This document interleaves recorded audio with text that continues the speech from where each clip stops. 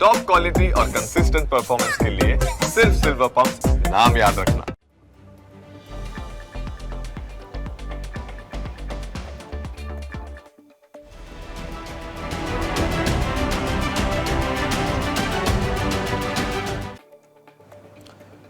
નમસ્કાર, ન્યૂઝ કેપિટલમાં આપનું સ્વાગત છે। ડિબેટ ઓફ ધ ડે સાથે હું છું પ્રતિપાલ સિંહ। તો ડિબેટ ઓફ ધ ડેમાં આજે વાત કરવી છે આરોગ્યના અસુરો વિશે, કારણ કે તમે જે ખાઈ રહ્યા છો તે ખોરાક નથી પણ ધીમું ઝેર છે। નફાખોરીની ભૂખ એટલી હદે વણસી ચૂકી છે કે હવે તમારા રસોડામાં પહોંચતી રોજિંદી વસ્તુઓ જિંદગી છીનવી રહી છે। પહેલા વાત કરવી છે સુરતની, જ્યાં શીતલ રેસ્ટોરન્ટમાંથી મંગાવેલું ફૂડ ખાધા બાદ એક જ પરિવારના 5 સભ્યોને ગંભીર ફૂડ પોઈઝનિંગ થયું। અને અત્યંત દુઃખદ બાબત તો એ છે કે આ સમગ્ર ઘટનામાં એક 5 વર્ષની માસૂમ બાળકી આર્યાએ પોતાનો જીવ ગુમાવ્યો છે, જ્યારે માતા પિતા સહિત પરિવારના અન્ય સભ્યો હોસ્પિટલમાં જિંદગી અને મરણ વચ્ચે ઝોલા ખાઈ રહ્યા છે। વાત માત્ર સુરત પૂરતી સીમિત નથી, ભેળસેળિયાઓએ આખા ગુજરાતને જાણે કે બાનમાં લીધું છે। જૂનાગઢના ખડિયાની વાત કરીએ તો ત્યાં પણ પોલીસે દરોડા પાડ્યા હતા અને હજારો લીટર નકલી દૂધ બનાવતી ફેક્ટરી ઝડપાઈ છે।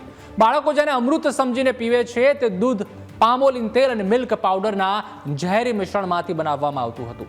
આગળ વાત કરીએ ગોંડલની, તો ભોજપરામાં પણ આશરે 3000 કિલો શંકાસ્પદ અખાદ્ય તેલનો જથ્થો છે તે જપ્ત કરાયો છે। સનફ્લાવર અને કપાસિયા તેમજ સોયાબીન તેલના નામે બજારમાં કેમિકલયુક્ત કચરો પીરસાઈ રહ્યો છે। તો આ મુદ્દા ઉપર જ આપણે ડિબેટ કરવી છે, ચર્ચા કરવી છે, અને આ ચર્ચામાં પણ આપણી સાથે ગેસ્ટ પેનલ છે તે પણ જોડાઈ ચૂક્યા છે।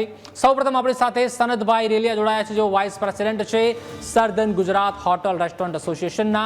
ત્યારબાદ આપણી સાથે ડોક્ટર નિલેશ ગોધાણી પણ જોડાઈ ચૂક્યા છે, જેઓ ગેસ્ટ્રો એન્ટરોલોજિસ્ટ છે, જેઓ સુરતથી આપણી સાથે જોડાયા છે। આ બંનેનું સ્વાગત છે। સૌપ્રથમ સનદભાઈ, આપને પૂછવા માંગુ છું કે જે આરોગ્યના અસુરો બેફામ થયા છે, આપ તો વાઇસ પ્રેસિડેન્ટ છો સર્ધન ગુજરાત હોટલ એન્ડ રેસ્ટોરન્ટ એસોસિએશનના, તો અવારનવાર રાજ્ય સરકાર દ્વારા પણ જે રીતે નોટિફિકેશન બહાર પાડવામાં આવે છે, કાયદાનું કામ કરે છે। અત્યારે જે એનાલોગ પનીર છે, ચીઝ છે, બટર છે, તમામ વસ્તુ પર પણ ક્યાંક પ્રતિબંધ લગાવી દેવામાં આવ્યો છે। પરંતુ સાહેબ, સુરતની જે ઘટના ઘટી તેમાં એક બાળકીનું ફૂડ પોઈઝનિંગ બાદ મૃત્યુ નિપજ્યું છે અને તેમનો પરિવાર પણ અત્યારે જીવન મરણ વચ્ચે ઝોલા ખાઈ રહ્યો છે। આપનું હોટલ જે એસોસિએશન છે તેને લઈને કઈ કાર્યવાહી કરી રહ્યું છે કે કેમ? હોટલ એસોસિએશન પોતાની જવાબદારી બહુ સારી રીતે નિભાવે છે। સમયે જાત જાતના વિડીયો અને જાત જાતની ઇન્ફોર્મેશન ચેનલો થ્રુ ને અમારા પોતાના ચેનલો થ્રુ પણ અમે જાણ કરતા રહીએ છીએ। જે એનાલોગ પનીર બેન થયું તેનો અમે બહુ પ્રેમથી સ્વાગત કરેલો, કારણ કે સારી હોટલો અને સારી રેસ્ટોરન્ટો એ પોતે બોર્ડ મારીને લખેલું હતું કે અમે મિલ્ક પનીર જ વાપરીએ છીએ, એટલે એનાલોગ પનીર અમે વાપરતા જ નહીં હતા। બીજી વાત એ છે કે આ જે પ્રતિબંધ આવ્યો ને તેનાથી એક ફાયદો એ થઈ ગયો કે એનાલોગ પનીર જ બજારમાં નથી મળવાનું, તો કોઈને વાપરવાનો કાંથી પ્રશ્ન આવે। અને જે લોકો સારી હોટલોમાં પણ એવું વિચારતા હશે કે આનું પનીર ખરાબ હશે, આનું એનાલોગ પનીર હશે, એવો ભ્રમ પણ હવે લોકોને રહ્યો નથી। અને જે વચ્ચે લોકોએ પનીર ખાવાનું છોડી દીધેલું એ લોકો પાછા પનીર ખાતા થઈ ગયા છે। અને FSSAIના તો બધા જ નિયમો અમને ખબર છે ને અમે બહુ સારી રીતે એનું પાલન કરીએ છીએ। મોટાભાગની રેસ્ટોરન્ટો ને હોટલો બ્રાન્ડેડ વસ્તુ જ લે છે, FSSAI પ્રોડક્ટ જ લે છે અને બધા બિલમાં જ લે છે, બિલથી જ માલ ખરીદે છે। એટલે FSSAIના નવા જેટલા નિયમો છે છેલ્લા 10 વર્ષથી આવ્યા છે તેની અમે અત્યાર સુધીમાં ઓછામાં ઓછા 20 થી 25 સારી સેમિનાર અને પ્રોગ્રામો કર્યા છે અને આખા સાઉથ ગુજરાતમાં બધી જ હોટલ રેસ્ટોરન્ટને માહિતગાર કર્યા છે। સરકાર પાસેથી ટ્રેનિંગ સર્ટિફિકેટ બી લીધા છે। પરંતુ સનદભાઈ, લાગે છે કે ઘણી હોટલ તેમજ રેસ્ટોરન્ટ એવી છે સમગ્ર ગુજરાતમાં, આપ સૌરાષ્ટ્ર કચ્છની વાત કરીએ કે ઉત્તર ગુજરાત મધ્ય ગુજરાતની વાત કરીએ, કે જ્યાં ઘણીવાર નિયમોનું પાલન થતું નથી। સાઉથ ગુજરાતમાં એવો પ્રશ્ન નથી ઊભો થતો, કેમ કે અમારું એસોસિએશન સૌથી સક્રિય એસોસિએશન છે। આખા ભારતમાં અમારું એસોસિએશન વખણાય છે અને સારામાં સારી મેમ્બરશીપ એસોસિએશનની અમારી જ છે અને બધા જ મેમ્બરો અમારી મિટિંગો ને પ્રોગ્રામો બધા જ બરાબર એટેન્ડ કરે છે અને અમે બિલકુલ કોઈ બી બાબતને લાઇટલી લેતા નથી। બધી જ બાબતને એકદમ સિરિયસલી જ લે છે અને અમારા બધા જ મેમ્બરોને અમારા ફૂડ કન્સલ્ટન્ટ અલીભાઈ પટેલ જે છે, જે SMCના રિટાયર્ડ ઓફિસર છે, તે આખા એમ કહીએ તો ચાલે કે આખા ઇન્ડિયામાં જે 150 માણસો હશે આવી ફૂડ કન્સલ્ટન્સીમાં હોશિયાર તેમાંના એક છે, જે મોટી મોટી કોકોકોલા અને બધી કંપનીનું કન્સલ્ટેશન કરે છે. બહુ બધી કંપનીઓ અમૂલ સુમૂલનું કન્સલ્ટેશન પણ અલીભાઈ પટેલ કરે છે, અને એ અમારા ફૂડ કન્સલ્ટન્ટ છે અમારા એસોસિએશનના, અને વારંવાર અમે એમની સાથે વર્કશોપ કરતા જોઈએ છીએ. પરંતુ સનતભાઈ, જે સુરતની જે આ વાત છે કે જે બાળકીનું મૃત્યુ નિપજ્યું છે, તેમાં શીતલ રેસ્ટોરન્ટની જો વાત કરવામાં આવે તો ત્યાં અમારા તમામ જે મીડિયાના મિત્રો છે તે પણ પહોંચ્યા હતા, અને ત્યાં અંદર આપે કિચનમાં જોયું હોય તો બિલકુલ ગંદકી હતી, અને તમામ જે વસ્તુઓ હતી તે પણ ઘણી ફૂગ વળી ગઈ હતી, દાળ હોય કે અન્ય જે વસ્તુઓ હોય. તો આની ઉપર આપ શું કહેશો? આપ કહો છો તે પ્રમાણે કે ભાઈ ચલો તમામ મેટ્રો સિટીની વાત કરેલી, અમદાવાદ, સુરત, બરોડા, રાજકોટ, તો ત્યાં જ સૌથી વધારે જે ભેળસેળયુક્ત ખોરાક હોય છે તે પકડાતો હોય છે. જો શીતલ રેસ્ટોરન્ટની વાત કરીએ ને, તો શીતલ રેસ્ટોરન્ટમાં ફૂડ ડિપાર્ટમેન્ટ વાળાઓએ ગયા છે અને ત્યાં તપાસ કરે છે. રહી પેલી બાળકી જે બીમાર થઈને એક્સપાયર થઈ ગઈ, તેના માટે અમને સહાનુભૂતિ છે, પણ એ તો ફોરેન્સિક રિપોર્ટ્સમાં અને પોસ્ટમોર્ટમ રિપોર્ટ્સમાં બધું આવશે. બીજું કે એ તપાસનો વિષય છે, અને એમાં પોલીસ છે અને સુરત મ્યુનિસિપલ કોર્પોરેશન ને ફૂડ વિભાગ પોતાનું કામ કરશે જિમ્મેદારીથી, અને જે હશે તે સત્ય હકીકત આવશે. અને આપણા દેશમાં કોર્ટ છે, તે કોર્ટમાં આ લોકોનું જે કંઈક હશે તે ખબર પડશે. થોડોક સમય લાગશે એમાં. આપણે આ બાબત પર અમે તો કોઈ આટલી ઉતાવળે કોઈ ટિપ્પણી કરવી નથી અમારે. અમે તો એવું માનીએ છીએ કે જે હશે તે બધા ફૂડ ડિપાર્ટમેન્ટ, પોલીસ ડિપાર્ટમેન્ટ એની યોગ્ય તપાસો કરીને આની સત્યતા બહાર લાવશે. પરંતુ સરનભાઈ, એ વાત પણ માનવી પડશે કે ખાસ કરીને સાઉથ ગુજરાતની જો વાત કરીએ ને તેમાં પણ જો સુરત હોય તો સુરતનું જે જમણ છે તે ખૂબ જ ફેમસ છે, આખા ભારતમાં તે વખણાય છે, ચલો માની લીધું. પરંતુ સૌથી વધારે જે ભેળસેળ હોય સનતભાઈ, અમદાવાદ કરતાં પણ જો વધારે તમામ મેટ્રો સિટીમાં, તો તે પણ ઘણીવાર સમાચાર આવતા હોય છે તો 2-3 દિવસે સુરતમાંથી જ આવતા હોય છે. એ ભેળસેળિયા દુકાનદારો છે ને, હોટલવાળા થોડા ભેળસેળિયા છે. હોટલવાળા થોડા મસાલા બનાવે છે, બધું હોટલવાળા નથી બનાવતા ને. હોટલવાળા તો દુકાન પાસે ફૂડ સ્ટ્રીટ વાળા હોટલ રેસ્ટોરન્ટમાં પણ ઘણીવાર આવું પકડાતું હોય, એ બિલ લેતા હોય, એનું જીએસટી પે કરતા હોય, બધું જ કમ્પ્લીટ કામ કરતા હોય. જેલા સનતભાઈ, વાત એ જ છે કે કોઈ દૂધથી ધોયેલું નથી. વાત એ જ છે, હોટલ રેસ્ટોરન્ટ વાળા હોય કે ફૂડ સ્ટ્રીટ વાળા હોય કે દુકાનદારો, એમ એટલે ભેળસેળ બધી જગ્યાએ થાય છે. ના, મારું કહેવું એમ છે કે દૂધ વાળો દૂધ મિક્સિંગ કરતો હશે, હોટલ વાળો થોડો દૂધમાં કઈ મિક્સિંગ કરે છે, તેલમાં મિક્સિંગ તેલ વાળો કરતો હશે, મસાલામાં મસાલા વાળો કરે છે. અને જે તમે કહો છો તે બધી રેડ પડી છે, તે બધી દુકાનદારોને પડી છે કે ફેક્ટરીઓમાં પડી છે. કોઈ હોટલો વાળાએ ભેળસેળ કરી છે. વાત કરવામાં આવે હોટલ રેસ્ટોરન્ટના કિચનની, તો સાફ સફાઈના ક્રાઇટેરિયા હોવા જોઈએ, તે સાફ સફાઈ નથી હોતી.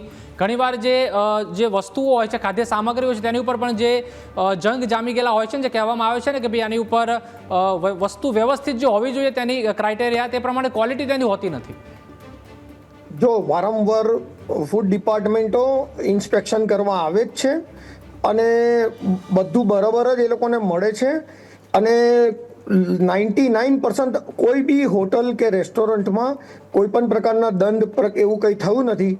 કોઈક વખત કોઈકને દંડ થયો હોય તો એમાં એવું છે કે ભાઈ ચાલો 500 રૂપિયા 1000 રૂપિયા દંડ ભરવો પડે છે, કેમ કે ભાઈ આ તપાસનો હમણાં સમય ચાલે છે, મોન્સૂન સિઝન છે, તો લોકો ચાલો ભાઈ કાર્યવાહી ચાલે છે એવું દેખાડવા માટે બી દંડ આપી દેતા હોય છે. એનો કંઈ બહુ મોટો પ્રશ્ન નથી હોતો. ત્યાં એ લોકોને બહુ બધો પ્લાસ્ટિક જે ખરું ને, એમાં જે ક્લિંગ ફિલ્મ લગાવેલી હોય ને, ક્લિંગ ફિલ્મ જે અમે અમારા બધી પ્રોડક્ટ પર ઢાંકતા હોય, તેનો હજુ કોઈ એ નથી આવ્યો, વિકલ્પ હજુ સરકાર શોધી નથી શકી, કે માર્કેટે બી આપ્યું નથી. ને માર્કેટમાં ક્લિંગ ફિલ્મ બજારમાંથી અમે બિલ પ્રમાણે પૈસા ચૂકવીને લાવીએ છીએ, અને એ અમારા પ્રોડક્ટોને ઢાંકવા માટે ક્લિંગ ફિલ્મ એની નાની મોટી ફાઇન કરે છે એ લોકો, કે ભાઈ આ નાનું પ્લાસ્ટિક છે, આની પર તમને ફાઇન લાગશે. સારું ભાઈ, લગાવી દઉં. આનો તો આને ઉલટી અમે પ્રોટેક્શન માટે વાપરીએ છીએ, તો એ ભરી દઈએ ફાઇન. ને બહુ બહેસગીરી નહીં કરીએ, કારણ કે આપણે બધાએ પાછું અહીંયા બિઝનેસ કરવાનો હોય છે. જો ચોક્કસ આપણી સાથે ડૉક્ટર નિલેશ છે તે પણ જોડાયેલા છે. ડૉક્ટર સાહેબ, આપનું શું માનવું છે? જે રીતે આરોગ્યના અસરો અત્યારે આપ પણ જાણો છો કે બેફામ થયા છે, તે સુરત હોય, બરોડા, રાજકોટ હોય, તમામ મેટ્રો સિટીની વાત કરવામાં આવે કે ઓવરઓલ ગુજરાતની વાત કરવામાં આવે, આ જે અખાદ્ય ખોરાક જ્યારે ખાવામાં આવતો હોય છે ત્યારે તેનું કેટલું મોટું નુકસાન હોય છે તે આપણા શરીરને થતું હોય છે, કારણ કે આપણે ગુજરાતીમાં પણ કહેવત છે કે ભાઈ પહેલું સુખ તે જાતે નર્યા. યસ, જો પહેલી વાત મારે એ કરવાની કે જે આ ચોમાસાની જે સિઝન હોય એ સૌથી વધારે ઇન્ફેક્શનવાળી સિઝન હોય. જ્યારે બી વરસાદ પડે, વરસાદનું પાણી આપણા ખોરાક સાથે, ફ્રૂટ સાથે, શાકભાજી સાથે મિક્સ થાય ત્યારે ફૂડ પોઈઝનિંગના કેસીસ ખૂબ જ જોવા મળતા હોય છે. ખાસ કરીને જે ખુલ્લો ખોરાક હોય, વાસી ખોરાક હોય તો એનાથી ફૂડ પોઈઝનિંગના કેસીસ બહુ જ કોમનલી થતા હોય છે. ટાઇફોઇડ છે, મલેરિયા, ડેન્ગ્યુ છે જે મચ્છરથી થતા હોય છે, પછી વાયરલ હિપેટાઇટિસ છે જે કમળાના કેસીસ છે. તો આ જે સિઝન છે એમાં આપણે ખૂબ જ ખાવા પીવામાં ધ્યાન રાખવું પડતું હોય છે. જેટલું આપણે બહારનું ખાઈએ, જેટલું વાસી ખોરાક ખાઈએ, એ બધા જ ખોરાકમાં અત્યારે કેવું કે જે આ જે સિઝન હોય, આ જે ટેમ્પરેચર હોય એ જુદા જુદા વાયરસ માટે, જુદા જુદા બેક્ટેરિયા માટે એ ખૂબ જ અનુકૂળ હોય છે. એટલે થોડું બી ખોરાકમાં અનિયમિતતા હોય કે એ રીતું હોય તો તરત જ આપણને ફૂડ પોઈઝનિંગ થઈ જતું હોય છે. અને ઘણીવાર એ ફૂડ પોઈઝનિંગ એટલું બધું વધારે હોય છે કે જીવના જોખમ સુધી પહોંચી જતું હશે. એટલે આ જે સિઝન છે ચોમાસાની સિઝનમાં, એમાં સૌથી વધારે આપણે આપણા ખાણપીણમાં, ખોરાકમાં ને એમાં ધ્યાન રાખવાની જરૂર હોય છે. હજી ડૉક્ટર નિલેશ, એટલે વાત એ જ છે કે જે સુરતની શીતલ રેસ્ટોરન્ટનો બનાવ આવ્યો છે, આપને શું લાગે છે કે આ રીતનું તેઓએ પણ જે રીતે ત્યાંથી પંજાબી ફૂડ મંગાવ્યું હતું તેમાં પણ જે આપણે વાત કરીએ નોર્મલ તો રોટલી શાક તેમજ દાળ ફ્રાય જીરા રાઈસ હોઈ શકે, તો તે ખાવાથી શું આ રીતે 5 વર્ષથી બાળકીનું મૃત્યુ નિપજી શકે? કારણ કે તે રિપોર્ટ હજી આવવાના બાકી છે કે કઈ રીતે તેનું મૃત્યુ નિપજ્યું છે અને અન્ય પણ જે પરિવાર છે તે સારવાર હેઠળ છે. હવે એ તો કેવું છે કે રિપોર્ટ આવે અને શું આખી કન્ડિશન છે એટલે એના અત્યારે તો મારે કમેન્ટ કરવું અઘરું છે. પણ ફૂડ પોઈઝનિંગ એટલે એક પ્રકારે ઇન્ફેક્શન કહેવાય અને જે ઘણા બધા કારણોથી થતું હોય છે. સામાન્ય ઇવન પાણી પીવાથી પણ થતું હોય છે, ખોરાક ખાવાથી પણ થતું હોય છે, ફ્રૂટ્સ છે એ ખાવાથી પણ થતું હોય છે. એટલે એ ડિપેન્ડ કરે છે કે ઇન્ફેક્શન કેવું છે, શું છે, એ બધી કન્ડિશન ઉપર આ વસ્તુ ડિપેન્ડ કરતી હોય છે. જી, એટલે ડૉક્ટર નિલેશ, આપના મતે અત્યારે બહાર ખાવું કેટલું હિતાવ? આપ તમામ જે જનતા છે તેમને શું અપીલ કરશો? કારણ કે બહાર અત્યારે ખાવામાં જો વાત કરવામાં આવે તો ચારે દિશામાં ક્યાંક જે મિલાવટ હોય તે ક્યાંક સામે આવી જતી હોય છે, તેના કારણે અવારનવાર લોકો બીમાર પણ પડતા હોય છે. હા, એટલે મારી જાહેર જનતાને એ જ અપીલ છે કે જે આ વરસાદની સિઝન ખાસ કરીને જે સૌથી વધારે ઇન્ફેક્શનવાળી સિઝન છે એમાં જેટલું બને એટલું તમે બહાર ખાવાનું ટાળો. ઇવન તમે બહારથી પણ કોઈ તમે ફ્રૂટ્સ લાવો છો, શાકભાજી લાવો છો તો એને ઘરે લાવીને ગરમ પાણીમાં વ્યવસ્થિત ધોઈને પછી એને ખાઓ. તમે ઇવન બહાર જાઓ છો તો પણ તમારા ઘરેથી પાણી લઈને જાઓ. ઘરે જે પાણી આવે છે એને ગરમ કરીને ઉકાળીને પીવો. જમો છો તો બરાબર પહેલાં વ્યવસ્થિત હેન્ડ વોશ કરીને જમો. કારણ કે આ સિઝનમાં વાયરલ ઇન્ફેક્શન, બેક્ટેરિયલ ઇન્ફેક્શન એ સૌથી કોમન હોય છે. એટલે સાવચેતી, સાવધાની એ જ આપણા માટે સૌથી મોટો ફાયદો છે. જી સનતભાઈ, આગળ ખાસ વાત કરીએ તો કાયદો ચોક્કસથી કાયદાનું કામ કરે છે. રાજ્ય સરકાર દ્વારા અલગ અલગ આના અંતર્ગત કાયદા છે તે પણ બનાવવામાં આવ્યા છે અને સર્ધન ગુજરાત હોટલ એસોસિએશન પણ ચોક્કસથી તમારી ટીમ છે તે પણ કામ કરતી હશે. પરંતુ નથી લાગી રહ્યું કે ઘણા નફાખોરી કમાવા માટે પણ અવારનવાર ક્યાંક ભેળસેળ હોય છે તે કરતા હોય છે? કારણ કે તેઓને પૈસા જ કમાઈ લેવા હોય છે. બે જવાબ આપવા છે. જી, કે એક તો એ હોટલમાં એ દિવસે અસંખ્ય લોકો જમી ગયા છે, તેમાંથી કોઈ ફરિયાદ નહીં આવી. અને આ હોટલ 15 વર્ષથી ચાલે છે અને એનો ટ્રેક રેકોર્ડ એકદમ ચોખ્ખો અને સારો છે અને એના ત્યાં કાયમ ગ્રાહકી પણ સારી રહી છે. એટલે એના તો ફૂડ પડી રહેતું નથી, બધું જ જતું વેચાઈ જ જાય છે. રોજ ફ્રેશ બને છે ને વેચાતું રહી છે. એટલે એવો જે ડાઉટ છે તેમાં થોડી આમાં આ ક્લેરિટી લાગે છે. બીજી વાત તમે કહો છો ને કે સુરતમાંથી બહુ બધા કેસ ભેળસેળના પકડાયા છે જે દુકાનદારોના છે, એ બધી દુકાનો હજુ પણ ચાલુ છે ને ધંધો કરે છે. તો ખાલી રેડ પાડે છે અને પછી તપાસમાં એ લોકોના સેમ્પલ બધા યોગ્ય નીકળે છે. કાયદેસર રીતે જે કંઈ બધું ચેકિંગ થાય છે તે નિયમ મુજબ બધું ઓકે નીકળે છે અને એ દુકાનો ચાલુ છે. બધી દુકાનો ચાલુ છે. એટલે એકચ્યુઅલી એવું હોય છે ને કે રેડ પાડી પેપરમાં છપાઈ ગયું, ન્યૂઝ ચેનલમાં છપાઈ ગયું એટલે એ માણસ ગુનેગાર થઈ ગયો એવું સાબિત થઈ જાય છે. અને પછી સાચો છે ગુનેગાર કે ખોટો ગુનેગાર છે તે તો કોઈ જોતું જ નથી. બસ પેપરમાં આવી ગયું, રેડ પાડી દીધી, આ થઈ ગયું, બધું થઈ ના ગયું. સનતભાઈ, એટલે કંઈક ફોલ્ટમાં હશે તો જ પેપરમાં આવ્યું હોય ને સનતભાઈ. અમે જે મીડિયા છીએ તે સનતભાઈ હરીશો છીએ, અમે જે પણ સમાજમાં ચાલતું હોય છે તે જ બતાવવાનો ક્યાંક પ્રયત્ન કરતા હોઈએ છીએ. પણ મારી વાત સાંભળો ને, ન્યૂઝ ચેનલ હોય તે પોતાના ખીચામાંથી તો સનતભાઈ લાવતા નથી ને કે આવું ભેળસેળ કરે છે. સાહેબ હું તમને એ જ કહું છું કે જે દુકાનોમાંથી પનીર પકડાયેલું તે દુકાનો તો તે જ દિવસથી હજુ પણ ચાલુ જ છે, બંધ જ નથી.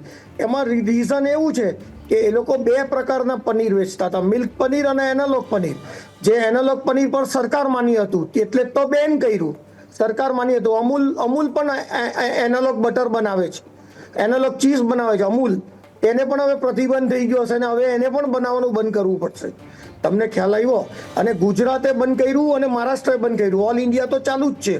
એટલે FSSAI કાયદો તો ઓલ ઇન્ડિયાનો છે, પણ ગુજરાતે સ્પેસિફિકલી ને મહારાષ્ટ્રએ સ્પેસિફિકલી બંધ કર્યું છે ને.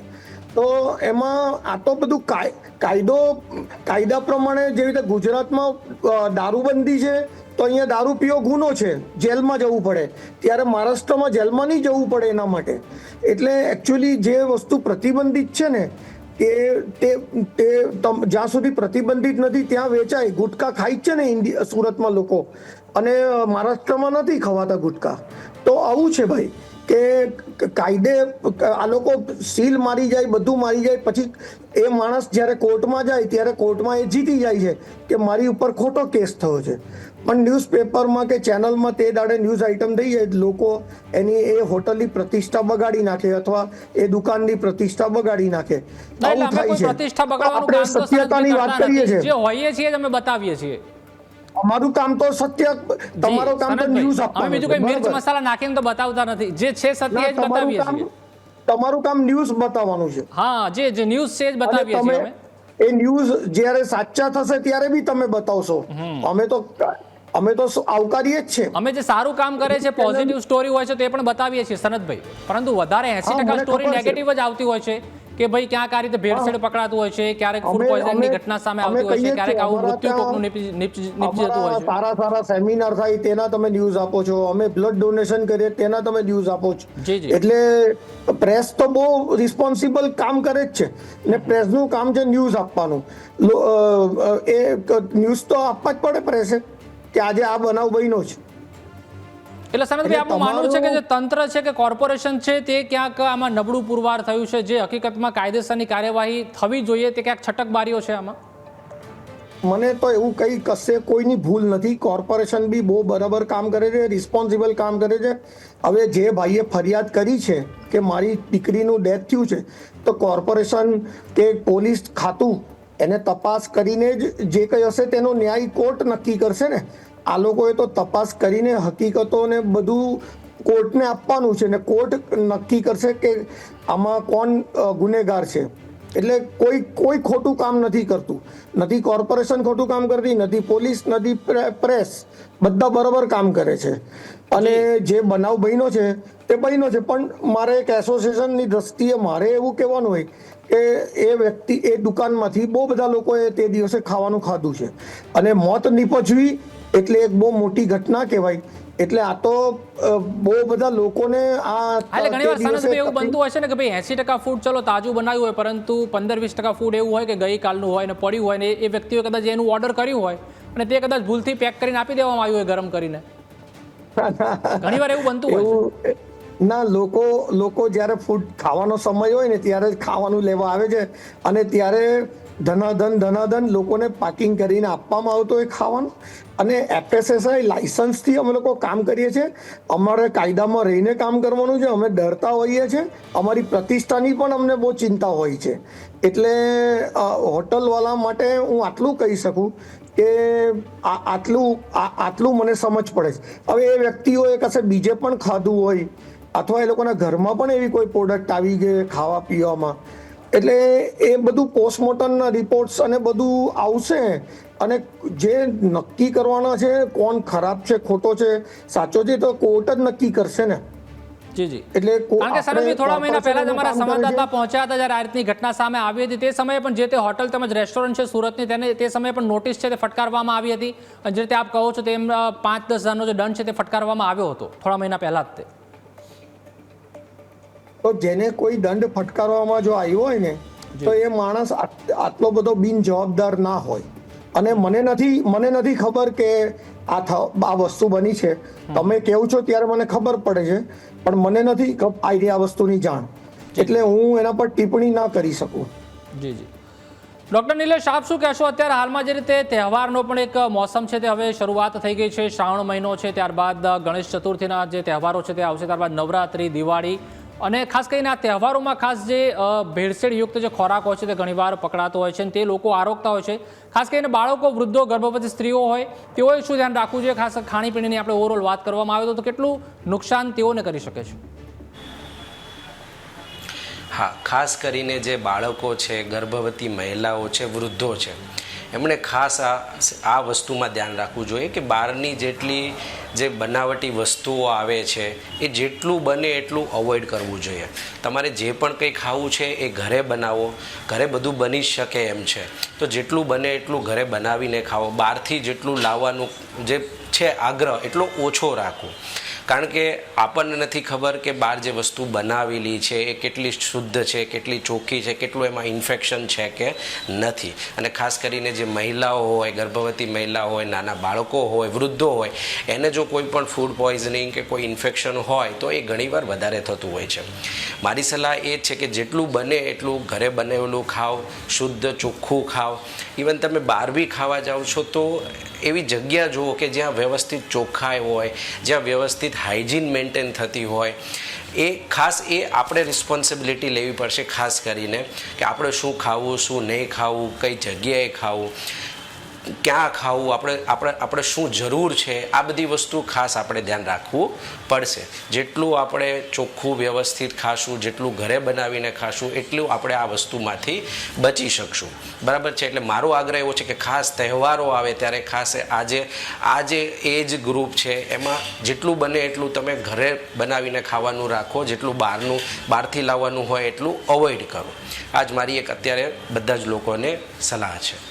એટલે નિલેશભાઈ, વાત એ જ સામે આવે છે કે અત્યારે જે શ્રાવણ મહિનો ચાલી રહ્યો છે, તહેવારો ચાલી રહ્યા છે, તેમાંય ખાસ જે તળેલું લોકો ખાતા હોય છે, જેમ કે બહારથી વેફર લાવીને ખાતા હોય છે, ત્યારબાદ ફરાળી ખીચડીની વાત કરી લઈએ કે પેટીસની વાત કરી લઈએ, તે પણ ખાતા હોય છે. એટલે એ પણ ઘણીવાર એકને એક તેલમાં તળવામાં આવતું હોય છે. એકદમ આપણે પણ જોયું છે કે ઘણીવાર તો ક્રૂડ ઓઇલની જેવું હોય છે, તે ઓઇલ થઈ જતું હોય છે, તો તે ખાવાથી કેટલું નુકસાન થતું હોય છે. ત્યારબાદ ફ્રૂટ્સની પણ જો વાત કરી લેવામાં આવે તો ફ્રૂટ્સ હોય છે, તો ફ્રૂટ્સમાં પણ ઘણીવાર જે ઇન્જેક્શનો છે તે ઇન્જેક્ટ કરવામાં આવતા હોય છે, તે રીતે એને પકવવામાં આવતા હોય છે, તે શરીરને કેટલું હાર્મફુલ છે. Yes, definitely.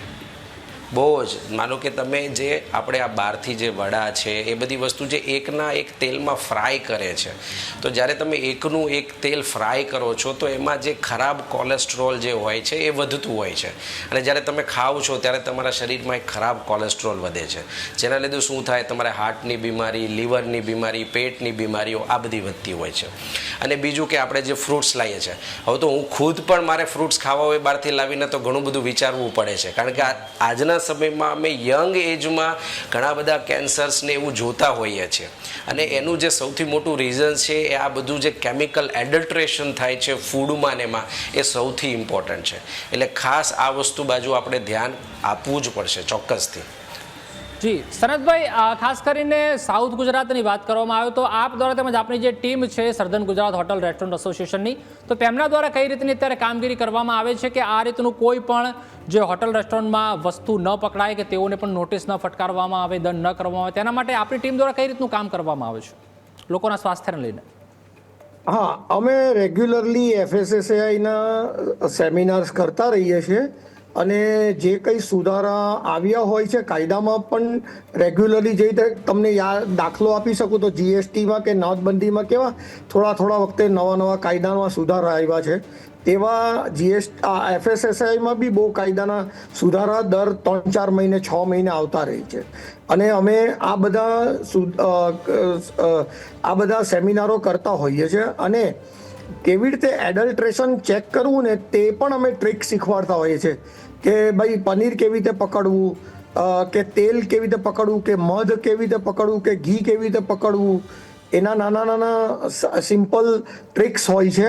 તે પછી હળદરમાં કેવી રીતે મિલાવટ ચેક કરવું, ચાની ભૂકીમાં કેવી રીતે મિલાવટ ચેક કરવું, આ બધા સેમિનાર્સ અમે રેગ્યુલરલી ઇન્ટરવલ્સે કરતા હોઈએ ને તે બી પેનલ ડિસ્કશનમાં એસએમસીના અધિકારીઓ હોય, મોટા મોટા અધિકારીઓ, ફૂડ ડિપાર્ટમેન્ટના અધિકારીઓ હોય, લેબ ડિપાર્ટમેન્ટના અધિકારીઓ હોય, અમારા ફૂડ કન્સલ્ટન્ટ હોય, આ બધા લોકો સાથે અમે કરતા હોઈએ છીએ. એટલે આ બાબતે અમે બહુ વધારે પડતા જાગૃત છીએ. જી સનતભાઈ, એટલે જે રીતે આપે જણાવ્યું ને કે કોર્પોરેશનની ટીમ પણ હોય છે, અધિકારીઓની ટીમ પણ હોય છે, હોટલ રેસ્ટોરન્ટના જે માલિકોની ટીમ હોય છે તેમના દ્વારા તમામ દ્વારા મિટિંગ કરવામાં આવતી હોય છે. પરંતુ ઘણીવાર સનતભાઈ આપ માનશો કે ઘણીવાર ત્યારે ભ્રષ્ટાચારના બોરિંગના કારણે ઘણીવાર જે લોકોને પૈસા ઘણીવાર આપી દેવામાં આવતા હોય છે કે ચલો આમના ત્યાં વસ્તુ પકડાઈ છે તો પૈસા આપીને જવા દો, ને તેઓને અત્યારે ક્યાંક તેમનો જે કેસ હોય છે તે પણ ઢાક પીછળો હોય છે તે પણ ઘણીવાર કરવામાં આવતો હોય છે. તો આવો કોઈ કેસ આપણા ધ્યાનમાં આવ્યા છે કે કેમ, અને આવું ન થવું જોઈએ? ના, એવું નથી બનાવ બનતો. કોઈ અધિકારી મફત ચા પીવા પણ નથી આવતું, સાચું કહું તો. અમે પણ જો એ લોકોને આગ્રહ કરીએ તો એ લોકો ના પાડતા હોય છે કે અમારે આ ચાય પાણી કંઈ નથી કરવું, તમે ખાલી અમારી જે પ્રોસેસ માટે અમે આવ્યા તે કામ કરાવી દેવા દો, અને જો કોઈ ખામીઓ દેખાશે તો તેના માટેનો જે નિર્ધારિત દંડ છે તે દંડ તમને કરવામાં આવશે. અને હવે જ્યારથી આ દંડની પ્રક્રિયા આવી છે નવા કાયદા મુજબ, તો બીજો કોઈ વિકલ્પ હોતો જ નથી.